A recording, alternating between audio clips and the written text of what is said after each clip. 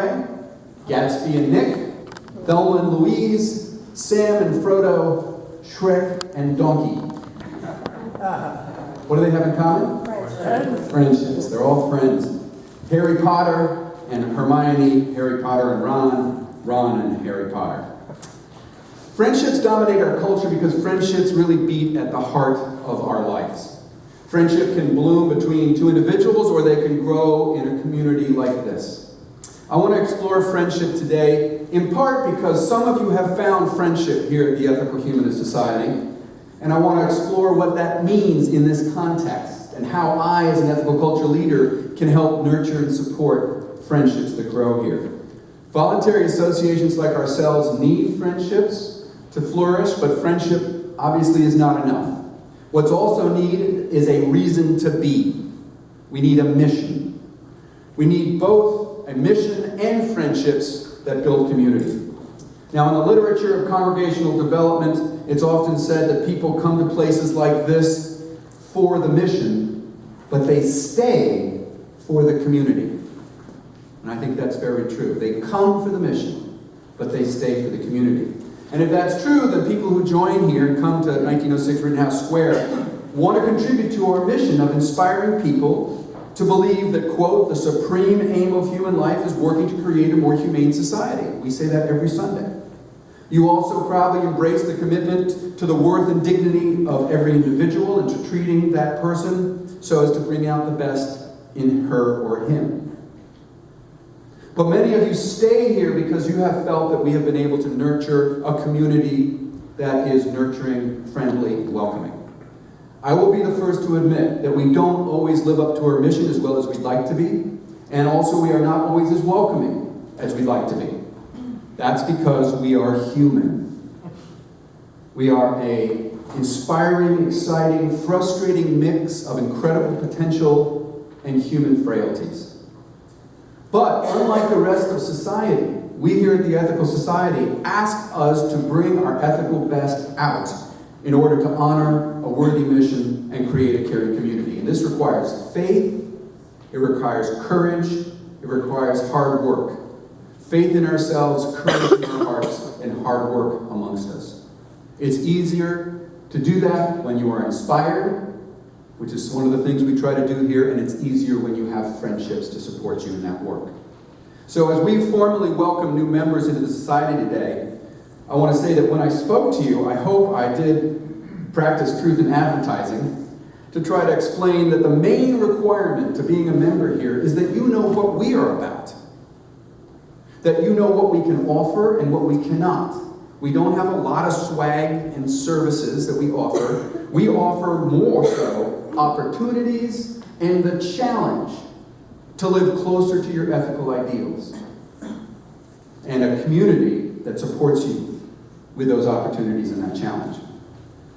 Now, obviously, when somebody joins the Ethical Humanist Society, I can't hand them along with their Felix Adler booklet a ready-made packet of friendships. I hope, though, to nurture an ethical community that nurtures ethical relationships and warmth, that supports friendships. But nobody can give you friendships. They are yours to make. They are particular to you. They are unique to you. And that requires work, patience, choice, etc. But in addition to friendships that are not necessarily something that you can go out and get, we have to realize that friendships need to be taken more gently. You can't go out and get a friendship like you can get a car.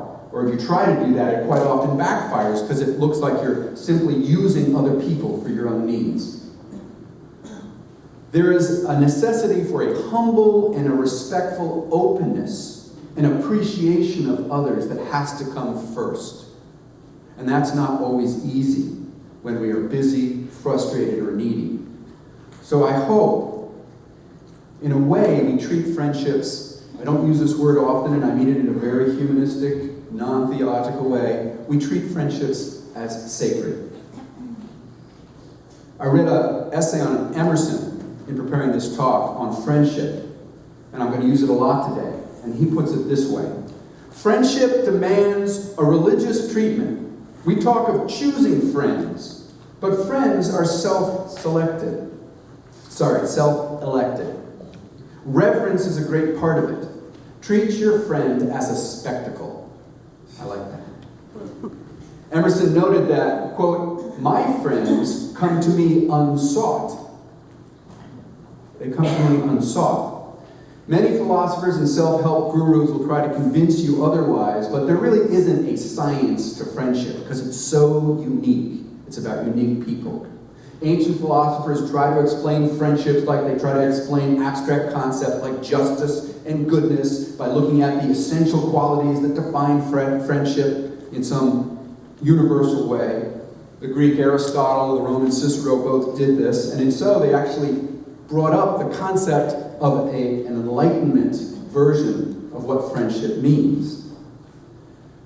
Aristotle's take on friendship is captured in Book 8 and 9 of the Nicomachean Ethics, and it involves intimacy, closeness, sameness, and reason. He writes, the excellent person is related to his friend in the same way as he is related to himself, since a friend is another self. He also writes, he says that a friend is a single soul dwelling in two bodies. Aristotle sometimes describes friends as mirrors, people who reflect who we are in the public realm. And so quite often a friend is a great way to get to know who we are. And we become very close. A friend actually becomes a part of us, like two souls in one soul in two bodies. Now, Aristotle loved to categorize and to analyze, so he came up with 3 types of friendship. He said there's friendships of utility, friendships of pleasure, and friendships in virtue. These 3 he distinguished by saying that friendships of utility are similar to those between the shopkeeper and the customer, where they basically create a mutually beneficial relationship between each other, and it's friendly. Friendships of pleasure are more things that you develop simply out of conversation or fellowship or good humor. But he reserves his highest praise for friendships in virtue. These are, he claims, some of the most glorious human achievements. In virtue, friends help to bring out the ethical best in the other person. So when I begin to read this, I go, okay, I like this. I'm going to follow this a bit. They're not trying to help the shopkeeper be better at developing customer loyalty. They're not trying to help somebody else improve their voice so that you can enjoy their singing more. Instead, friendships of virtue offer no external reward. The highest form of friendship requires a shared respect for virtue, capital V, according to Aristotle. Only then is it possible for people to have, quote, the complete sort of friendship between people who are good and alike in virtue. So for Aristotle, friendship incorporates goodwill, and such friends, quote, wish for good things for one another in the same way insofar as they are good, and they are good in themselves. So I agree with that to a degree. I like that you want for your friend what is truly good in and of itself. But when Aristotle and Cicero begin to define friendship as most defined by reason, they begin to lose me a little. They have a hierarchy in which they say that this friendship is available only to those who share a rational and stoic view of the world. This is Cicero's words. Now, friendship is nothing else than perfect agreement on all divine and human things, joined to kindliness and affection. This verges, to me at least, on sort of a platonic and sterile type of relationship that's between philosophical elites, and doesn't really explain friendship on a human level that can be very often kind of messy, right? So you have this romantic idealization of friendship within the Enlightenment thinking. But to understand the human and messy aspect of friendship, I think somebody who actually critiqued the Enlightenment does a better job, Shakespeare. I think the Bard of Avon captures the messiness of friendship very well. I read an essay by scholar John Cox called Shakespeare and the Ethic of Friendship. Seemed appropriate for this research. And he explains how Lord Hamlet and Servant Horatio prove that friendship can grow between people who are quite different across social differences. Romeo and Juliet show how relationships can flourish and cross boundaries, often disrupting social convention, sometimes with tragic results, but sometimes comic. But time and time again, Shakespeare illustrates how far from stoic perfection we are, and how fragile friendships can be. They're fickle. Two Gentlemen of Verona, the friendship between Proteus and Valentine, breaks out due to jealousy over Julia. Cox says, philosophy and friendship are no match for love. Proteus declares attraction to Julia, partner of Valentine, with the words, I leave myself, my friends, and all for love. In Coriolanus, the generals Coriolanus and Ophidius moved from the adversaries to friends, back to mortal adversaries, ending in murder because of competition in politics. They're pushed around by the sway of events. Friendship is rarely perfect. And that's a humbling truth that I think is one reason why Shakespeare is so well loved and so timeless in a way. Now, you may not agree with my literary taste, but I think J.K. Rowling is pretty timeless. And I think a lot of adolescents and young adults today also really were attracted to her because she really did show the messiness of friendships. I mean, Hermione, Ron, and Harry were constantly at each other's throats over things, swearing never to have anything to do with each other again, only to come back and make friends again.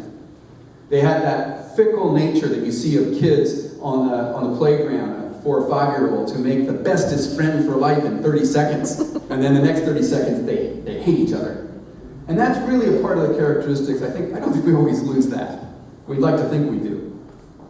I think Harry Potter bears a lot of emotional pain, a lot of grudges, a lot of sense of betrayal with these close friends.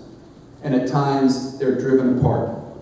They say opposites attract, and I think that's true sometimes, but they can also be infuriating. I remember growing up with Felix and Oscar in The Odd Couple, right? The neat-nick and the slob living together, often ready to kill each other, but they are best friends. Patience, forgiveness. American artist and writer Elbert Hubbard says, a friend is someone who knows all about you and still loves you. I remind my wife of that now and then. It echoes Shakespeare's words that a friend is one who knows you as you are, understands where you've been, accepts what you have become, and still gently allows you to grow. I hope that's the sort of friendship we can nurture here at 1906. Can we achieve this balance between appreciating a friend for who they are, but also encouraging them to bring out their best and grow? That's a delicate balance. I think it's particularly difficult, especially for people at the Ethical Society, if a friend of yours is doing something you feel is ethically questionable. So what do you do there? Now I'm going to tell you right now, I'm not giving you an answer. That would be too pat.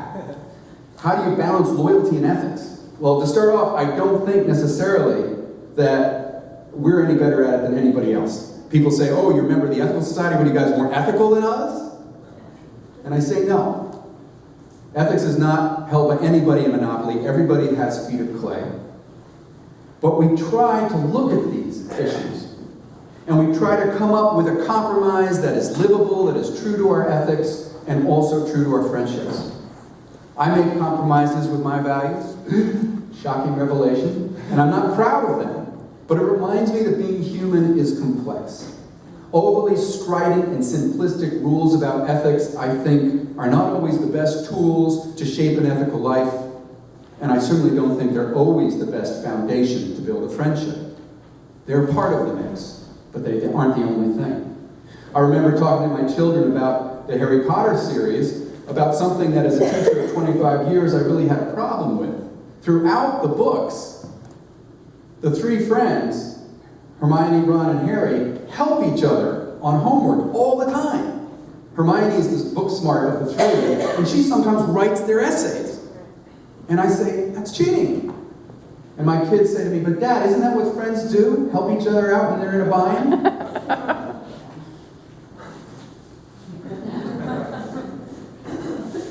You might say that this is a classic example of ethics versus loyalty. But the problem is that loyalty is a virtue. It's part of the mix. Isn't being a good friend partially being willing to compromise some of your values for that friendship? It happens all the time. Now, obviously, it's hard to be friends with somebody who thinks that they are morally superior to you all the time, telling you what you should do. But it's equally as difficult to be a friend with somebody who always looks up to you and thinks that they're inferior as well, due to some sort of sense of inferiority or their children, perhaps. That's not as much a friendship relationship. Friendships so often are built on a hardiness and an informality that's rooted in sort of a rough equality. I think that's what makes friendship particular. Albert Camus, I think, said it well when he said, "Don't walk behind me, I may not lead. Don't walk in front of me, I may not follow. Just walk beside me and be my friend." So what do you do when a friendship clashes with your values? Well, at the very least, I can tell you this much. Don't hide the fact. I think it's a part of friendship to be honest with each other. If you want to help bring out the best in yourself and in the other person, trust has to be mixed with compassion. Honesty has to be mixed with care. To begin with, nobody always knows precisely what's the best. How do you bring out the best? Has to start with listening, being open, having conversation. To put occasionally differences aside so the friendships can breathe. Just having fun together. If after many discussions, you might get to the point where you decide that you have to put the ethical difference aside for the friendship to exist, or you may decide that the friendship has to go because the ethical conflicts are too great. But I think there's lots of room in between, and that, in a way, is the art of living. Where we can agree to disagree can be an important space that honors both the friendships and the ethical commitments, and gives the space for each to grow. I don't think friendship requires complete sameness, as some of the Renaissance scholars seem to claim. Emerson points out, friendship requires that rare mean between likeness and unlikeness. One of Emerson's most fond followers, Felix Adler, who founded the Ethical Humanist movement, agreed with this. In that little booklet that I gave the new members today, Life and Destiny. There they are. I'm going to wave it for visual effect. He talks about this in one essay in particular. It was in the introduction that Horace Freese, who is the biographer of Adler and also his son-in-law, speaks about this very particular aspect of Adler.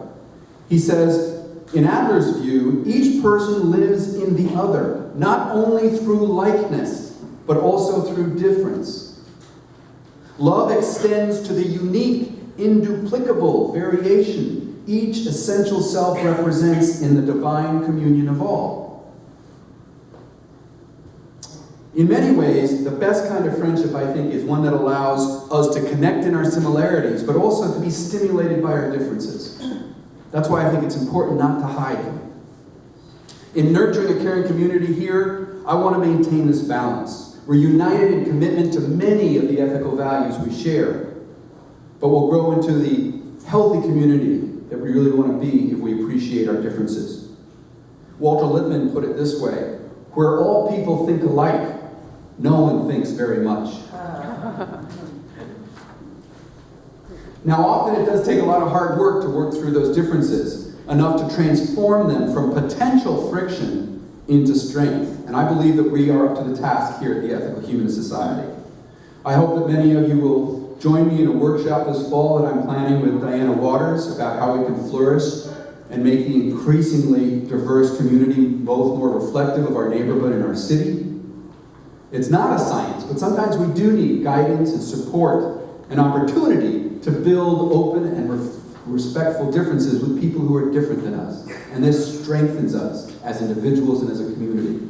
I mean, many of us know that even life partners have to continue to work on these. Life partners have to continue to remain friends. If differences are left unexamined and unexplored, they can solidify into things that silence celebration. Lois Kellerman, who's an ethical culture leader who lives in California, spoke about this in a great book. It's actually available in our bookcase out front, called Marriage with a Heart. In a selection that she calls Together and Separate, Celebrating the Music of Marriage. Her words are about marriage, but think about them applying to friendship. They really apply, I think. Every commitment in a spiritually fulfilling marriage, or friendship, requires us to acknowledge our partner's needs and interests, even if they conflict with our own. The special quality of two in the commitment to honor one another is the celebration of these differences. Honoring calls us to deeply appreciate everything that makes us, as married individuals or friends, separate and unique, an attitude that helps bring our differences into harmony in married life. The most fulfilling relationships succeed in large part because the complementary distinctions of personality that are essential to the relationship. These differences energize us, coax us out of our complacency, and encourages us to grow. Honoring requires us to maintain a certain distance between us. The profound comfort we find in the marriage embrace is related to the fact that as caring partners can often know us better than we know ourselves. Paradoxically, their dissimilarity from us, their ability to step at arm's length away, lets them see us whole. They are able to catch us when we trip over things in our blind spots and bring us swiftly back to the safety of lasting love. She then goes on to talk about the musical analogy. She says, in a lasting relationship, we bring two melodies into conversation with one another. Tuning into each other does not mean forcing your partner to sing your note. It means hearing the distinction so you can harmonize together. Don't be afraid of your differences, but instead encourage and embrace them. Although it shouldn't be difficult in practice, many people resist the idea. They're afraid that their spouses will become unrecognizable, that they will come second to their partner's hobbies, or that their own personalities will be erased. The key here, of course, is balance. Partners are in no danger of losing themselves in the shadow of the other, as long as they both encourage the other to follow his or her voice. I think that's excellent advice for friendship as well, whether it's at work or in your neighborhood, but it's of particular value here at the Ethical Society. It's particularly valuable here because we do celebrate the wonderful uniqueness of the individual and the absolutely essential importance of community.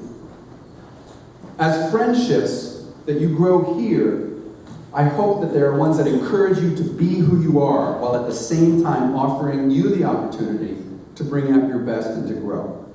This requires honesty and kindness. Emerson puts it this way. He says, there are two elements that go into the composition of friendship. Truth is one. A friend is a person with whom I may be sincere. Before him I may think aloud. The other element of friendship is tenderness. Can we be honest and tender with friends? This may sound saccharine or sentimental, but we only get one crack at this life. And in it, it would be a shame if the jewels of friendship did not gleam in our lives. I hope the bitterness of the world, or our own limits, our own fear, our own cynicism, don't deny us this treasure. Let's have faith in our hearts. Again to Emerson. We have a great deal more kindness than is ever spoken.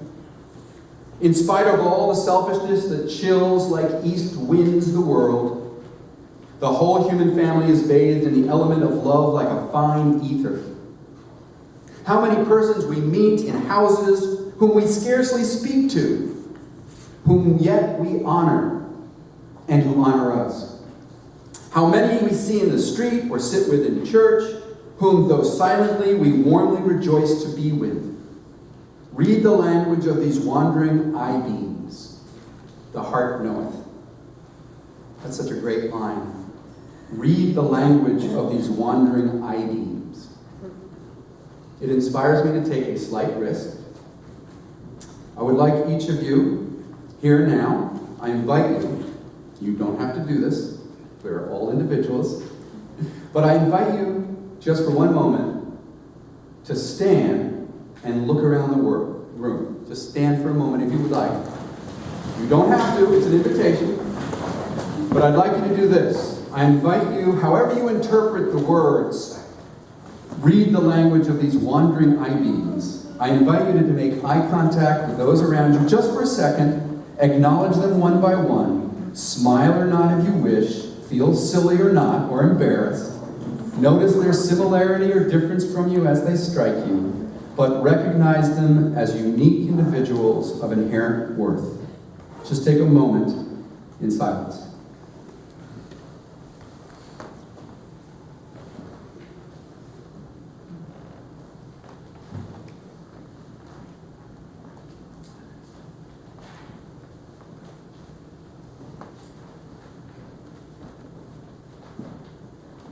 Thank you.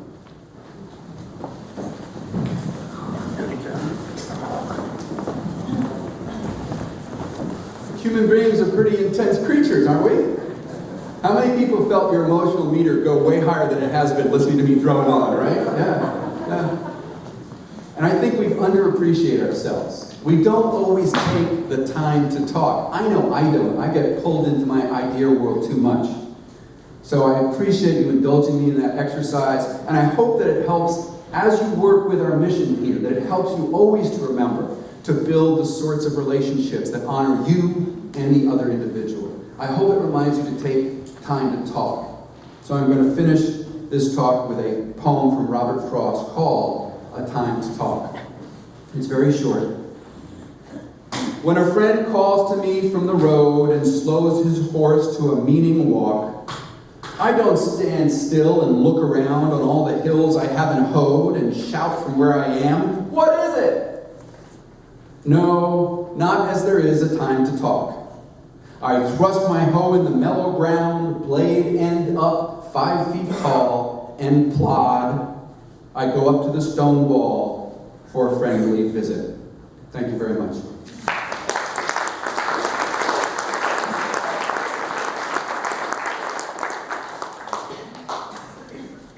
Indulge me again. I want to play 2 songs. The words are in the single sheet of white paper. The first one is, the second one's the rousing sing-along. The first one, Harriet heard it, I played it earlier practicing. In some ways it's a melancholy song, but it's a beautiful song. It's written by Ryan Adams, my favorite singer-songwriter of all time. And it's just called Friends, and I just really like it. So, whether you do or not, it's up to you. We're all individuals.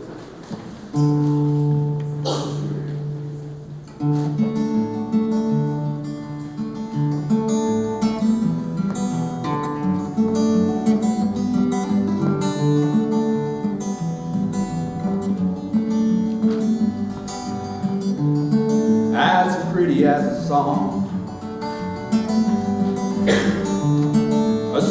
could ever be, like Christmas in the river, without a boat or a Christmas tree. This afternoon with you is something like a letter, the kind that someone writes but never sends. And when you look at me, I know someday things are gonna end. And when you get old, I bet you miss your friends.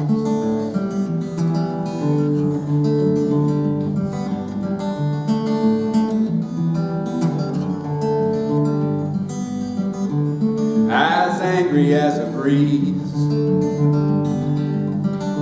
tugging hard upon the sails, I've been moving through these streets forever, from Baltimore to Amsterdam. These things inside me, they repeat like broken records, spinning pretty somethings behind my eyes.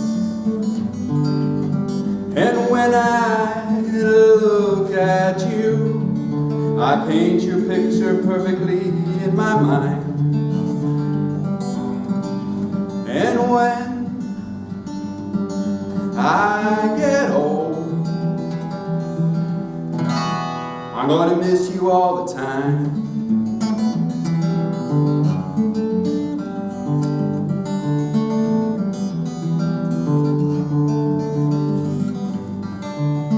That wind up in the sails, scattering bluebirds all over the place, shuffling children in the piles of leaves. I wish I was the wind, I'd touch your face. This afternoon with you was something like a letter, the kind that someone writes but never sends. And when you are good to me, makes me blue, 'cause someday it's gonna end. And when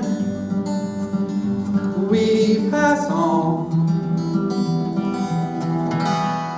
I bet you miss your friends.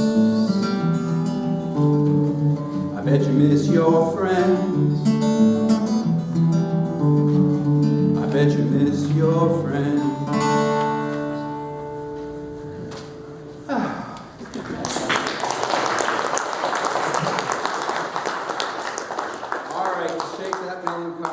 Would you just stand up for me and sing along with a little help from my friends? Yes, I shall. I had to balance these two.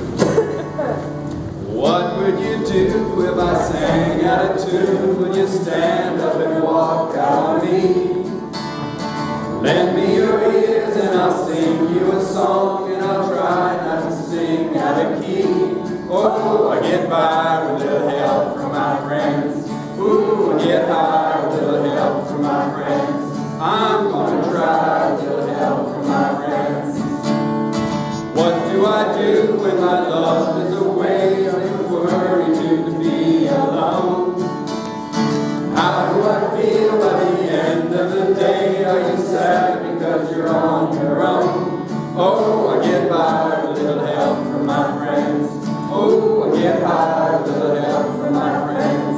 I'm gonna try with a little help from my friends. Do you need anybody? Just somebody to love. Could it be anybody? I want somebody to love. Would you believe in love at first sight? I'm certain that it happens all the time. What do you see when you turn out the lights? I can't tell you, but I know it's mine. Oh, I get by with a little help from my friends. Oh, I get high with a little help from my friends. I'm gonna try with a little help from my friends. Thank you all very much.